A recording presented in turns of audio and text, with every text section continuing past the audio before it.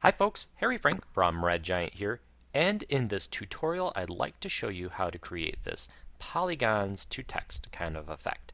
So let's get started. Here in After Effects, we'll create a new comp at 720p, and this will be my polys to text composition.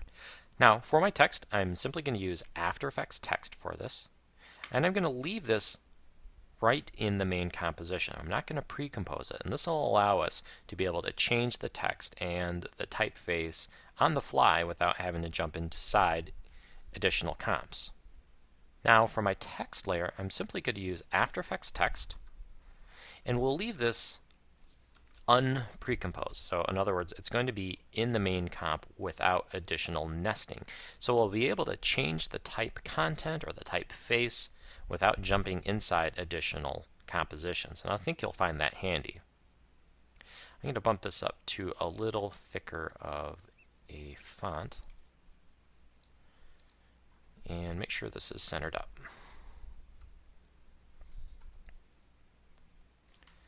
In fact, I'm going to raise the point size of this just a little bit. There we go. So this is going to be a texture layer for Trapcode Mir, and Mir will look at not only the RGB channel but the alpha channel, and we'll be able to use this text with its transparency as a texture. So let's create our layer for Trapcode Mir. So this will be our Mir text, and I'm going to call this solid because we're actually going to create both a solid surface as well as a wireframe surface, and I'll get to that later, but let's just use the solid surface right now. And in my effects, I'll simply apply Trapcode Mir. So the first thing I'm going to do is go to my geometry and match the size of my mirror geometry to match the size of my text layer. Now I see the bounding box for the text right here, but with text layers, the effective size of the text layer itself is actually the full comp size, so 1280 by 720, because the alpha channel extends all the way to the edges. So I'm going to set my size to 1280 by 720. Now one could argue that that's a fairly inefficient way of doing this because we have a lot of blank space that we're rendering. But because Mir is a very fast plugin, everything happens in OpenGL, we're really not going to see much of a speed bump at all. And this makes things a lot easier to just match our sizes 1 to 1. 1280 by 720 matched directly to the comp size and to the text size. So that said, let's apply the texture down here. So I'll set the texture layer to my Trapcode Mir layer. Now if I turn this text off, we can see sort of what the text looks like in there, but it's being deformed by the fractal layer. So just below the geometry, where we define the initial size and vertices of the geometry plane, next is the fractal field that deforms this. So if I set this amplitude to 0, we should see our text. So if I crank up the amplitude, we can see our text being deformed or going back to its normal state. So from here we need to be able to control this fractal from left to right. As you remember, my example here had it sort of forming from one side to the other. So what we're going to do is use an amplitude layer for this, and an amplitude layer allows for a luminance map to work in conjunction with the fractal section to drive the amplitude. So it doesn't take over the fractal section, it simply acts as a multiplier to the fractal. Now for this amplitude layer, I'm actually going to use a shape layer, and there's a lot of reasons to do this. First of all, much like the text layer, I do not need to pre-compose the shape layer for the gradient to be visible to the effect.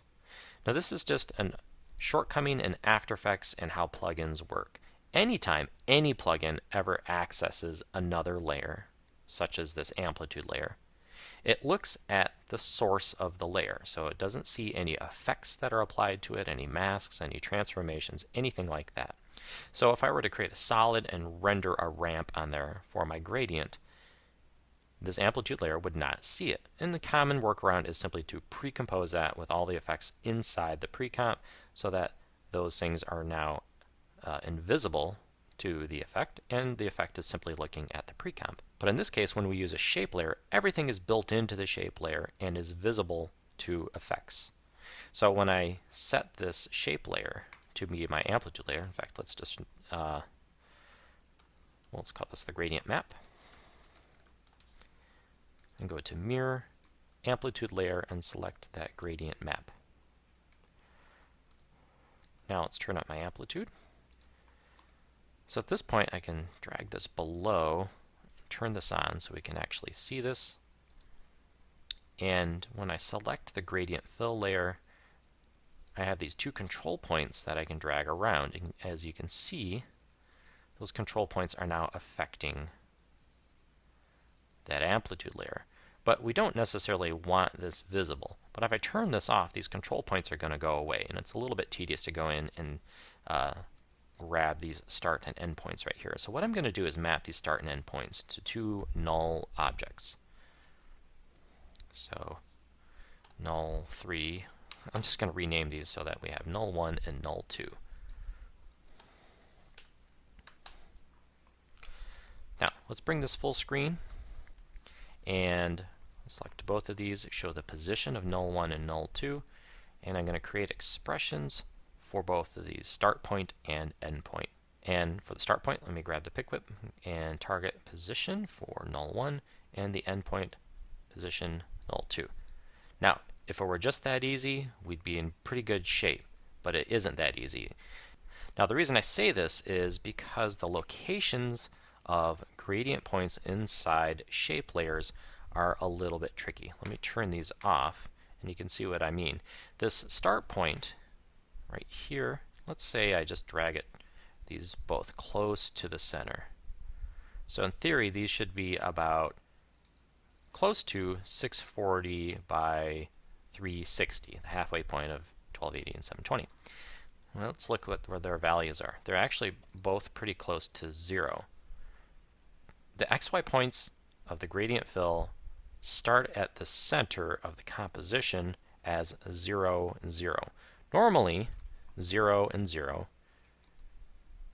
and just about anything, going all the way back to my Commodore VIC-20, the coordinates of 0 and 0 are usually in the upper left. But for shape layers, they're right in the middle. So we have to do a little bit of subtraction here. So instead of just using that position, I need to subtract half of the comp width. Now I could just do this numerically. I could say subtract 640 and subtract 360. And that should take care of it. Null 1 and null 2. There we go. If you're using a different comp size, or perhaps want to make this easily modifiable as you change comp sizes, you could do something like this.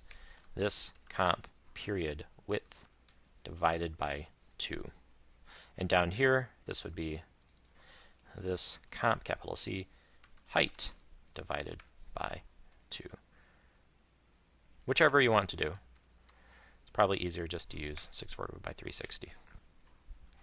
So now I can turn this gradient map off, and I can grab these two null objects and freely modify the gradient and how it's affecting the text. So let's go into my mirror layer and really crank up this amplitude.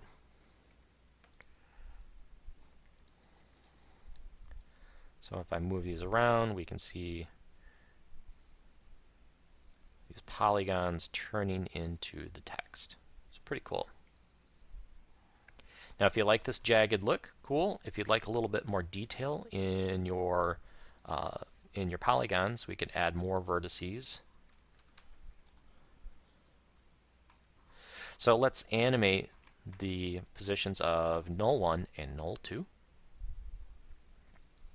over the course of, let's say, 3 seconds. So that's the ending point. Let's grab both of these. So these will both be off screen right there. And their starting points will be right there. So I'll take these last two keyframes and ease those in. And notice how quickly this whole thing renders.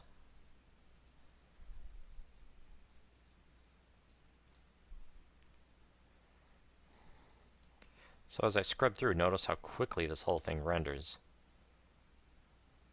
Mir is incredibly fast, even on a laptop, which is where I'm working right now. I've got 512 megabytes of RAM on my graphics card, and it's still keeping up pretty well. Okay, so let's change the color of this by going to the Materials section, click on Color, and I'll do something in a green. Now, just to make this a little bit more interesting, like I said, I'm going to lay another layer on top of this that is a wireframe. So I'm going to take this layer and duplicate it, and let's rename this wireframe. So in the shader section, I can change this from fill to a wireframe. Now, I like the look of the wireframe as the polygons are transitioning on, but once the text is finished, I'd like to get rid of those. So I can simply move this gradient map up above that wireframe and tell the wireframe layer to look at that gradient map as a track matte following the luminance of that layer. So over here, that gradient map is entirely black, so the Lumimat will matte out the wireframe over there. I think that's pretty cool. From here, let's just do a little bit of a camera move.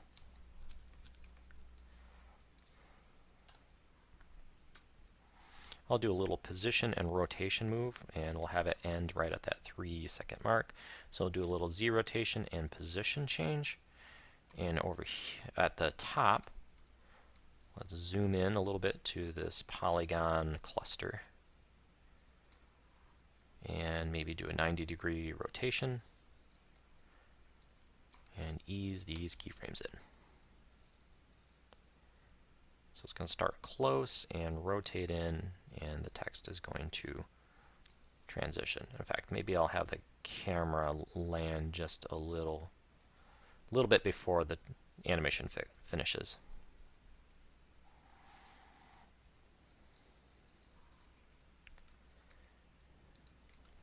Okay, let's dress this up just a little bit. I'm going to add a simple background here, creating a solid, and I'll go to Generate Ramp. Set this to a radial ramp. Change my start and end points here. So let's move this out, move this over here. Let's just have a subtle sort of dark gradient in the background.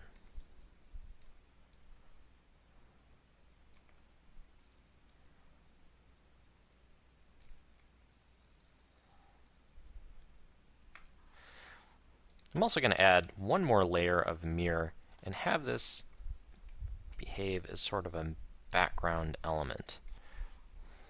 So in our effects and presets, expand this out. One of these is called Wire Sweep.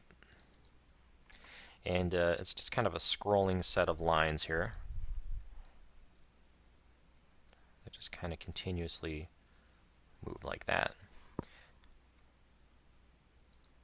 The material section, I can bring the opacity down just a little bit, and I'm going to move this just a touch towards green so it matches with my composition. Okay, so at this point, just needs a little bit of punch. Let's add some glow, and we can do a few different glow effects here. We can do some star glow and regular glow.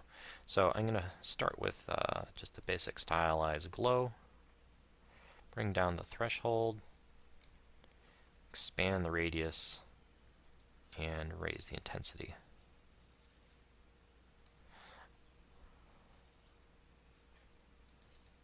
Also go over here.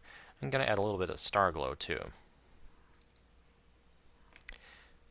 So I'm going to lower the threshold to maybe about 100, so more of the image is being seen by star glow. And let's use the HV prism. Maybe boost it just a little bit. Okay, maybe just a little bit of final color correction. Now we could do some basic curves. Just add some contrast to this. If you want, Mojo is always a good last step instead of curves. Let's turn off the curves.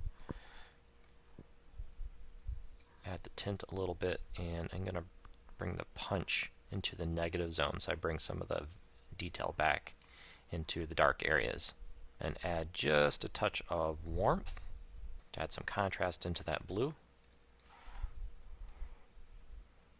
And there we go. Now, as the text transitions in, you can see that it looks just a touch jagged. Now, as the text is transitioning in, you can see that it looks just a little bit jagged. If I go to that solid layer, the density layer, so right here, under texture, if I change the texture filter to linear, it will smooth out just a little bit. Now, one thing I sometimes do as an additional filter on here is go to Stylize, Find Edges. And you're probably saying, what the heck are you doing? Find Edges, click Invert, and then blend that back in with the original. So we're just getting a little bit of edge highlight on there. So it's lightening the edge a little bit. So this way it's going to do it as an effect, rendered after mirror, rather than rendering a stroke on the edges of the text. So there we go. A very quick and easy way and fast rendering way to have your text be formed from polygons, or turn polygons into text. And remember, we had our text layer right inside this main comp. So if I decide that I'd like to change the typeface,